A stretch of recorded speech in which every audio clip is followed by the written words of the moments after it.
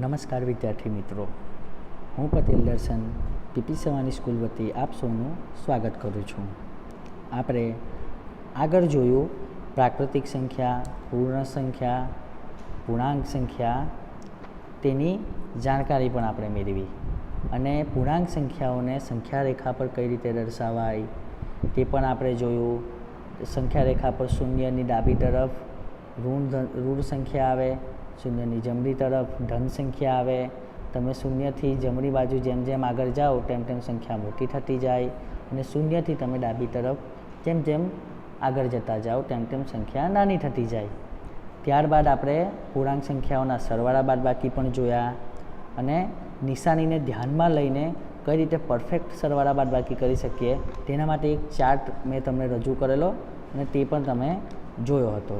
તો આજે આપણે ધોરણ 7માં પૂર્ણાંક સંખ્યાઓમાં સ્વાધ્યાય 1.1 જોઈશું.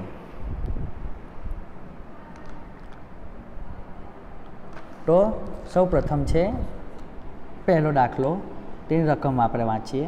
તો આપેલ સંખ્યા રેખા પર કોઈ એક દિવસના જુદા જુદા સ્થળોના તાપમાન ડિગ્રી સેલ્સિયસ વડે દર્શાવવામાં આવેલ છે.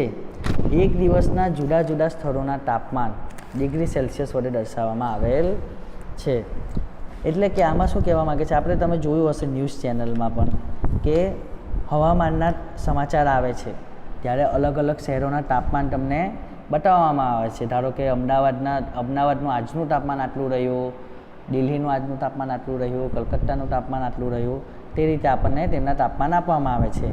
તેવી જ રીતે અહીંયા 5 શહેરોના તાપમાન આપેલા છે: લાહોલ સ્પીતિ, શ્રીનગર, શિમલા, ઊટી અને બેંગલુરુ. આ 5 શહેરો છે તેના તાપમાન સંખ્યા રેખા પર જુઓ તમને દર્શાવેલા છે. તો પહેલો પ્રશ્ન શું છે કે આ સંખ્યા રેખાને જુઓ અને તેના પર દર્શાવેલ સ્થળોના તાપમાન લખો. તો આપણે સૌપ્રથમ તો આ સ્થળોનું લિસ્ટ બનાવવું પડશે. તો આ સંખ્યા રેખાને જુઓ અને તેના પર દર્શાવેલ સ્થળોના તાપમાન લખો. તમે સૌપ્રથમ તો નોટબુક લઈને સાથે બેસી જાઓ અને હું જેમ જેમ બોલું તેમ તેમ તમે તમારી નોટબુકમાં લિસ્ટ બનાવતા જાઓ.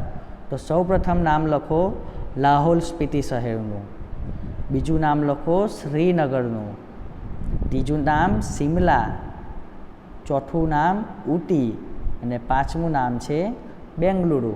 બેંગલુરુ એટલે કે હાલનું બેંગલુરુ. તો તેનું આપણે તાપમાન શોધવાનું છે. તો સંખ્યા રેખાને તમે ધ્યાનથી જુઓ તો આપણને સૌપ્રથમ તમને ખબર છે કે 0ની બાજુ તો ઋણ સંખ્યા આવે અને જમણી બાજુ ધન સંખ્યા આવે. જેમ જેમ તમે શૂન્યની જમણી બાજુ આગળ જાઓ તેમ તેમ સંખ્યા કેવી થાય? મોટી. અને ડાબી તરફ જાઓ તેમ તેમ સંખ્યા શું થાય? ડાબી તરફ નાની થાય. બરાબર? આ તમે જાણો છો અને કાલે આપણે સંખ્યા રેખા પર જોઈ હતી. તો 0ની બાજુમાં તમને ખબર છે કે 0થી અહીંયા સીધું 5નું સ્થાન આપેલું છે અંકને, ને વચ્ચે 4 બીજા અંક પણ છે. તો 0થી 5ની વચ્ચે કઈ કઈ સંખ્યા આવે? તો તમને ખબર છે કે 1, 2, 3, 4 અને 4 અને આ છેલ્લે છે 5. બરાબર? આ બાજુ તમે ડાબી તરફ જુઓ તો ડાબી તરફ શું આવે? 0 અને -5ની વચ્ચે તો -1, -2, -3 અને -4. આ તમે જાણો છો. તો આપણને સૌપ્રથમ લાહોલ સ્પીતિનું જોઈએ. તો શું છે? -5 અને 10ની વચ્ચે તાપમાન છે. તો -5 અને 10ની વચ્ચે તાપમાન છે તો કઈ રીતે શોધીશું?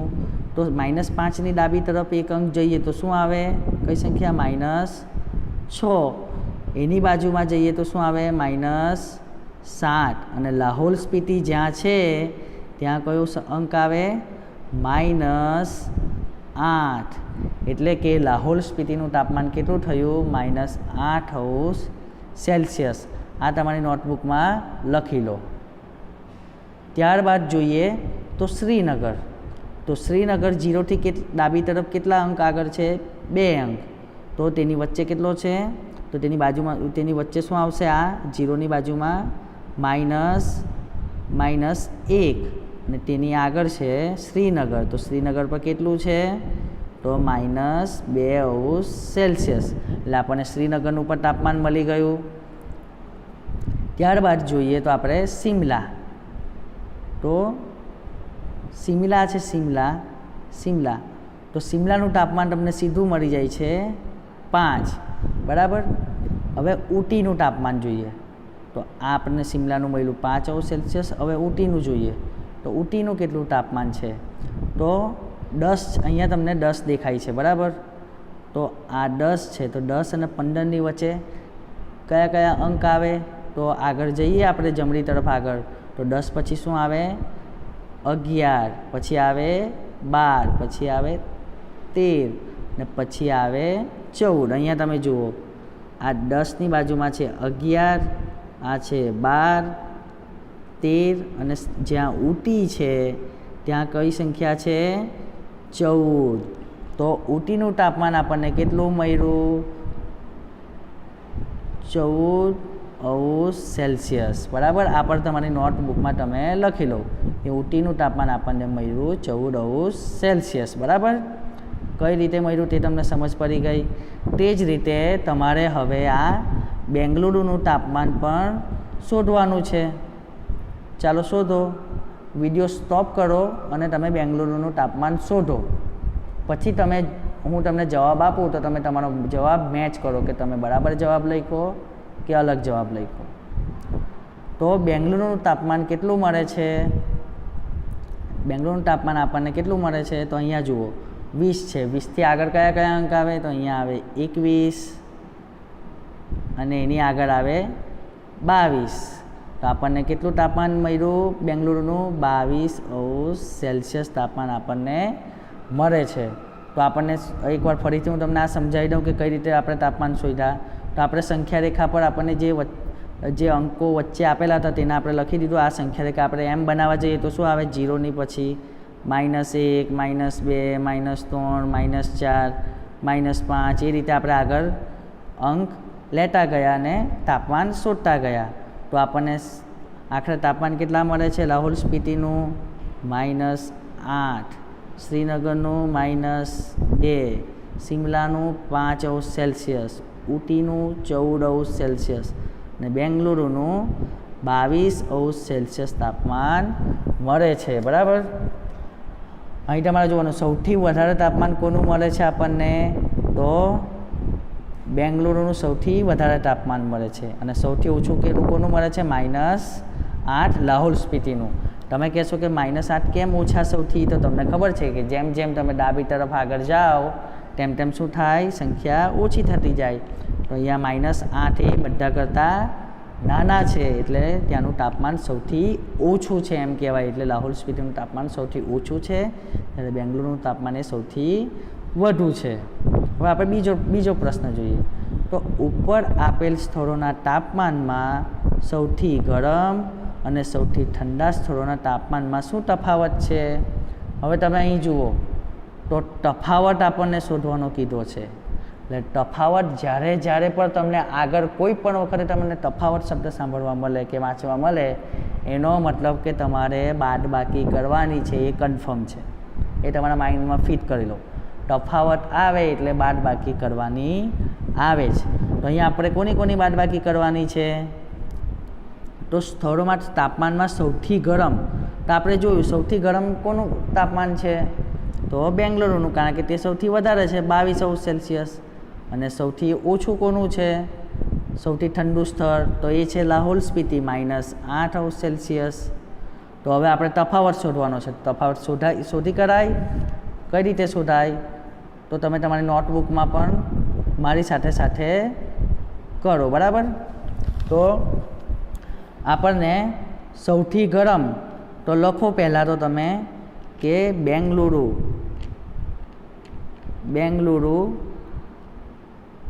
22°C સૌથી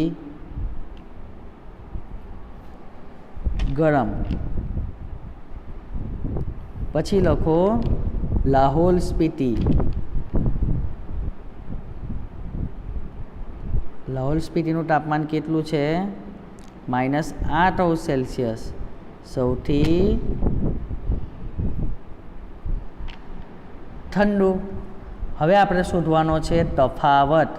એટલે તાપમાનનો તફાવત બરાબર શું આવશે? બાદબાકી કરવાની છે તફાવત બરાબર. તો 22 મોટામાંથી નાનું બાદ થાય તો 22 ઓછા આ ઓછા ધ્યાન રાખજો તફાવતની બાદબાકી છે, તફાવત શોધવાનો છે એટલે આ ઓછા લખું છું બરાબર. ઓછા -8 બરાબર. હવે આપણે 22 -8 તમને જવાબ આવડી જશે કે કરાવવું પડશે? તો અહીંયા જુઓ તમે ધ્યાનથી, હું ઉપર કરું છું, તમે નીચે લખજો બરાબર. તો 22 -8 એટલે શું થાય? 22 તો એમના એમ રહે. હવે ઓછા ઓછા શું થાય? વત્તા. ગુણાકારમાં આટલું ધ્યાન રાખજો, સરખી નિશાની હોય ઓછા ઓછા તો નિશાની શું થઈ જશે? વત્તાની. અને વત્તા વત્તા હોય તો પણ નિશાની શું રહેશે? વત્તાની. જ્યારે નિશાની અલગ અલગ હશે ગુણાકારમાં એટલે ઓછા વત્તા તો નિશાની શું આવશે? ઓછાની. અને વત્તા ઓછા તો પણ નિશાની આવશે ઓછાની. આ ગુણાકાર માટે આ તમે નિયમ ધ્યાનમાં રાખજો. તો અહીંયા ગુણાકારમાં શું છે? ઓછા ઓછા એટલે શું થશે? વત્તા 8. હવે તમને સરવાળો તો એકદમ સરળ રીતે આવડે છે તો શું આવશે આપણને જવાબ? 30°C આપણો જવાબ મળે. એટલે તમે જવાબમાં લખજો આ રીતે ગણતરી કરીને કે બેંગ્લોરનું તાપમાન બરાબર 22°C સૌથી વધુ, લાહોલ સ્પીતિનું તાપમાન બરાબર -8°C સૌથી ઠંડુ. તો તફાવત બરાબર તાપમાનના તફાવત બરાબર 22 -8. નિશાની સરખી એટલે ચિહ્ન બદલાઈ જશે, સરવાળો થઈ જશે. તો 22 + 8 બરાબર 30°C આપણને તફાવત મળે.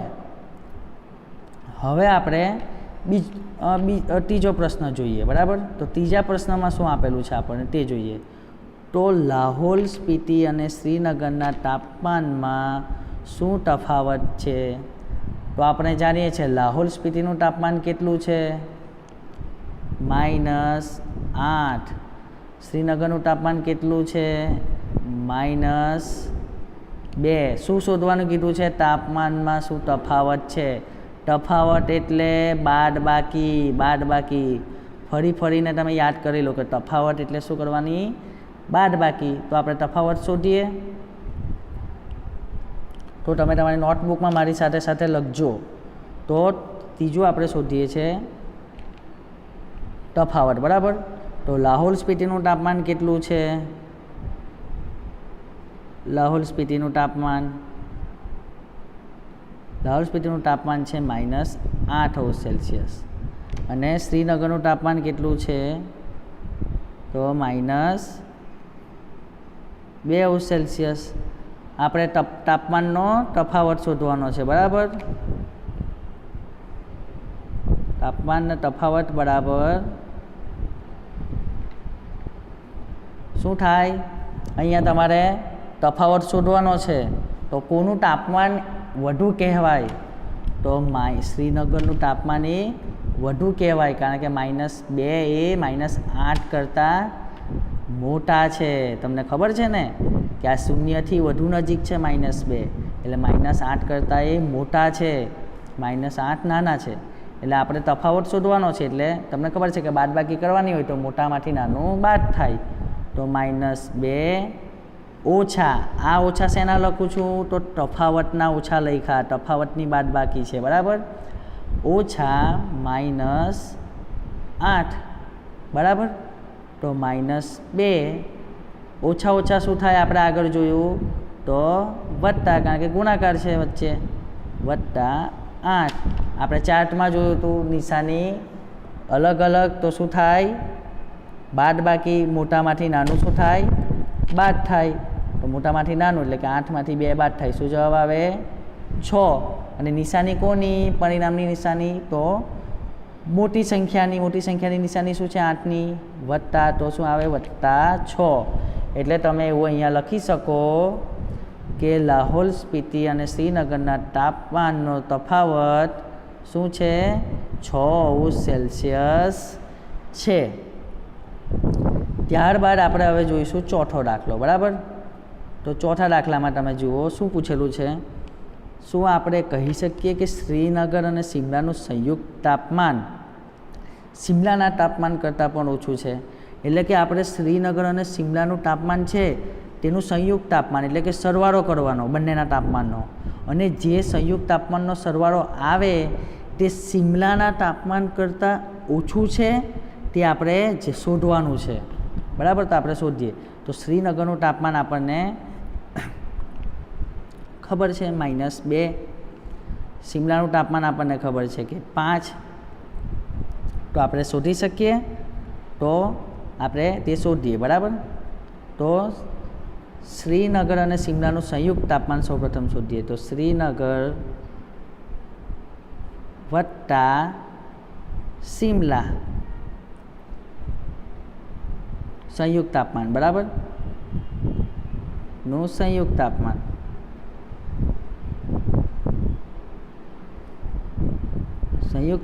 બરાબર શું છે? શ્રીનગરનું તાપમાન -2°C વત્તા શિમલાનું તાપમાન કેટલું છે? 5. તો અહીંયા જુઓ નિશાની કેવી, ચાર્ટ યાદ કરો, અલગ અલગ એટલે શું થાય? બાદબાકી થશે, મોટામાંથી નાનું બાદ થાય, 5માંથી 2 બાદ થશે, શું જવાબ આવશે?